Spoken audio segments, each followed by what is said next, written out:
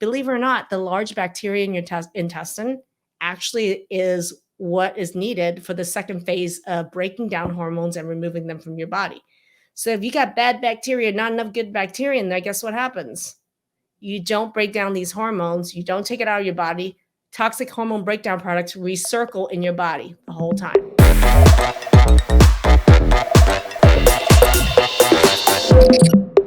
The majority of our audience, including moi, is a woman over 35.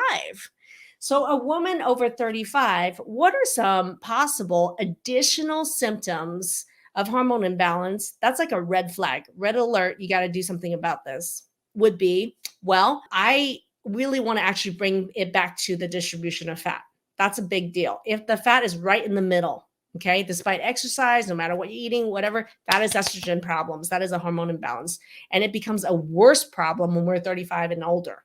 Okay. So that is definitely something I want you, no matter like at what age that happens, that is a clear warning bell, big problem. And that fat in the trunk is a really big problem because it is also, the fat is where you store excess hormones and where you store your toxins. And so there's a lot of inflammation factors live in your fat cells. So if you increase your body weight by 10% and it's all sitting in that area as fat, you're basically upping the storage load of toxins, hormones like crazy, and inflammatory factors like crazy. So it literally is the kerosene lighting the suffering fire under your body, is everything that's stored in that area. And that's hormonally related. So do you have to balance your hormones to fix toxicity, hormones, inflammation? Yes, you do, right? So that's an underlying factor. Now, hot flashes, all right? And hot flashes doesn't have to be at night. Hot flashes can be anytime during the day. How many of you get hot flashes in the morning or get hot flashes in the afternoon? How many of you get hot flashes after you eat? Okay. You didn't have that before. Why do you have that now? Okay. Because there is definitely some blood sugar changes that are associated with these hormone changes that triggers hot flashes. So hot flashes anytime of the day can happen. And they don't even have to feel hot. You could suddenly be drenched in sweat. And that's another symptom. Brain fog. Brain fog at any age, male or female, is a big red flag for hormone imbalance because our brain actually require proper levels of hormones to function properly.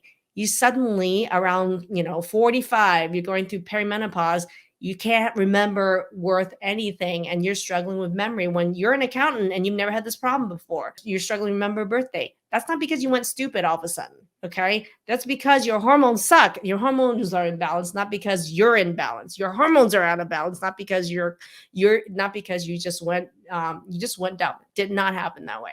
Now, vaginal changes I want to talk about. So vaginally, there can be changes in the dryness in the area, in how the area feels. The mucosal membranes in the vaginal area is really fueled by hormone balance. So if there's an imbalance in the area, the skin, the mucosa around the vagina can really thin, making sex painful. Okay. And that being said, vaginal dryness can change. The thinness and thickness of the mucosa can change. The way that sexual responses can be different. It could take much longer to get there and it can be weaker than it used to be. Clearly, signs hormonally that's a problem. And then also vaginal discharge could also change, whether in the color, odor, or amount. Lubrication, there are big changes with that. Vaginal changes. And along with that, think about other types of changes in the area, any sort of pelvic floor changes. So if you have a bladder problem, like you gotta go, or you're cough and sneeze and there's peeing, like these hormones affect the musculature in that area and also helps modulate the urge to pee. So any of that we call urge, or we call it stress incontinence, is a sign of hormone imbalance. Pelvic floor disorders as well. So there's a lot of things that's happening in that female area. There's a lot of hormone stuff happening in that area that is out of balance. Okay. Sex drive. Changing in sex drive is a sign, male and female, that there's hormone changes as well. So loss of libido, change in libido for women, signs of hormone imbalance as well. Now, interestingly, we've already talked about craving for sugar. And we see that obviously many of us have craving for sugar, especially as young teenagers, but also young adults. Teenagers, we see the biggest change to that, where people become carboholics. It can also happen around perimenopause as well. Some people will have extreme craving for sugar, and they didn't even like sugar to begin with, right? So interestingly, though, something else happens besides craving for sugar. So if you start craving a lot of salt, that is a sign of hormone imbalance, typically a lot of adrenal hormone imbalances. So don't take craving for salt lightly. That's also a sign that there are hormonal changes.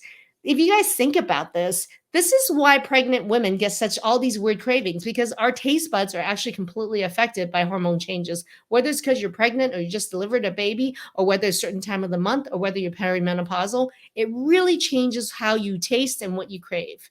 So that can happen at any age. I want you guys to know that. Now, here's some really big hidden signs of hormone changes for the middle-aged woman.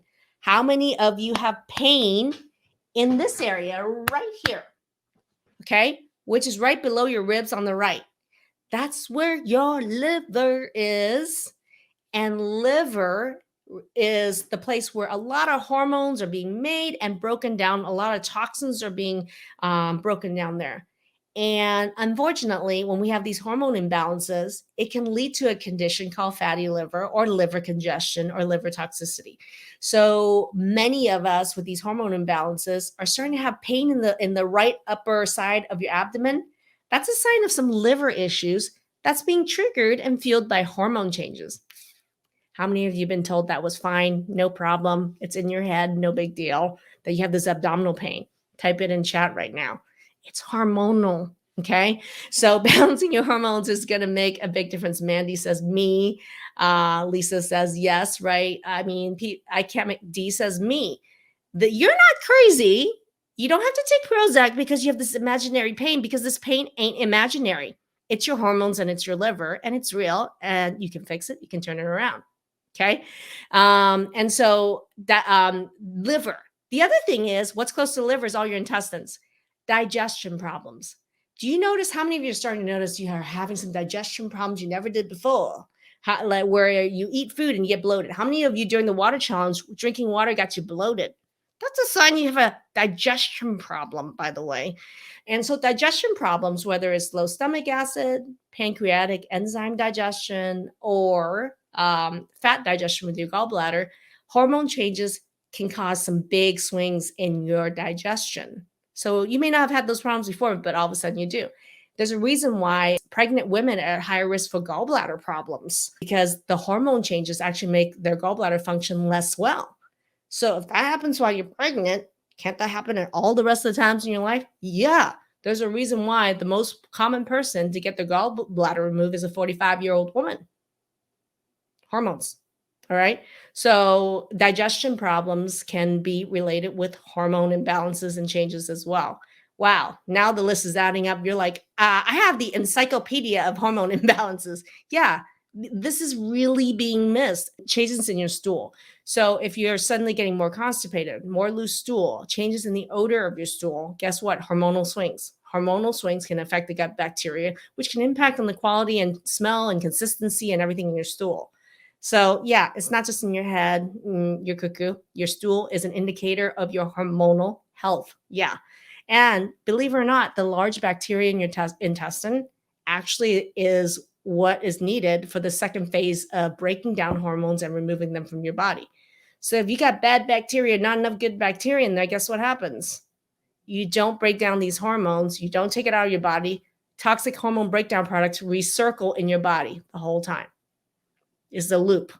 You're absorbing toxins from your poop and recircling it all over your blood over and over again. Yeah, this is why so many of you drinking water during the water challenge, suddenly you're like, I'm having bowel movements every day. And suddenly my abdominal pain is gone. My stool is changing, all this stuff. There's a link. All this stuff is connected.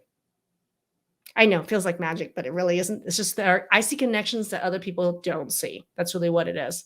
That's why Mandy said, I've been drinking a lot of water and I'm not feeling the abdominal pain anymore. Yeah, because when you hydrate properly, you actually can have a normal bowel movement every day. You also affect the gut flora. You actually get rid of your hormones and toxins every day to promote a healthy environment instead of the recycling of the toxins in your gut. Yeah, that's the kind of stuff I teach in all our programs. Yeah. Does it make sense now that you're learning the why about this? Now, finally, I have two last symptoms that has to do with hormone imbalance in someone who is 35 and older. How many of you have osteopenia, osteoporosis? Told you have thin bones and told that, oh, it's a calcium problem and all this stuff. Well, there's a big hormonal component And a big digestion component actually to osteoporosis and osteopenia. So what I'm going to tell you is that osteopenia or osteoporosis isn't just about go ahead and take Fosamax, take some calcium, and you're good. You got to look at what's going on with your hormones and balance them. And I've seen numbers really reverse and improve. How many of you have seen your osteopenia, osteoporosis number improve? Guess what? Happens all the time in the program because you know why? People fix the root causes, hormones. Any of you that have worsening autoimmune disease at any time, okay, you got RA, it was no big deal. All of a sudden now it's a big deal and you don't know why. What changed? It's not because you're getting older. It's because your hormones are changing. And so anytime someone has worsening autoimmune disease, male or female, 100% they have a hormone imbalance that needs to get addressed. So ding, ding, ding, ding, ding. Okay, that is the list for people that are 35 and older that have a hormone imbalance. I'm just going to ask you guys right now, based on what you guys heard, how many of you want the guide? How many of you want the guide to actually download this whole checklist so you can check everybody in your family? You can also go through and check yourself at any age where you were at and make sure that you have it on paper and it's real that you have hormone imbalances and it's a big part of what's triggering all these symptoms. Type me in chat or I want the hormone guide in chat. And check your messages a little bit later in your message request, and our team will send you the information to get the guide downloaded. Type it in chat. If you want more information on my hormone masterclass, the guide has a ton of information about that, but you can also go to myhormonemasterclass.com, or you can even put hormone class info in the comment section and our team will message you. Hormones is just one of the biggest trigger of autoimmune disease. If you're like, oh my gosh, yeah, it's not just hormones, but now I understand. She mentioned blood sugar. She mentioned skin changes. She mentioned infection in the gut. She mentioned food. She mentioned thyroid. All these problems is all what's I know is triggering my autoimmunity. That's what I've called the Transform 5 Pillars protocol. So if you want to know how I put this together, not just the hormone piece, but the food mapping and gut healing and all these pieces together as the base of the foundation of what's triggering the autoimmunity, it's called the 5 Pillars training. If you're interested in learning more about the 5 Pillars training, put the 5 Pillars training in the comment section and then check your message request later. A member of our team will get that training to you. That'll be great. So those are just some of the things that you can do to learn more about how hormones fit in with the 5 Pillars training. You could find more information in my Hormone Masterclass. I hope this was helpful for you. I'd love for you to write your one big aha in comment section just so I know that you got something out of this and to encourage me to do more next week. So next week, I'm going to go over what are the things that you can do to start balancing your hormones. All right, everybody, that's a wrap. Have a great afternoon.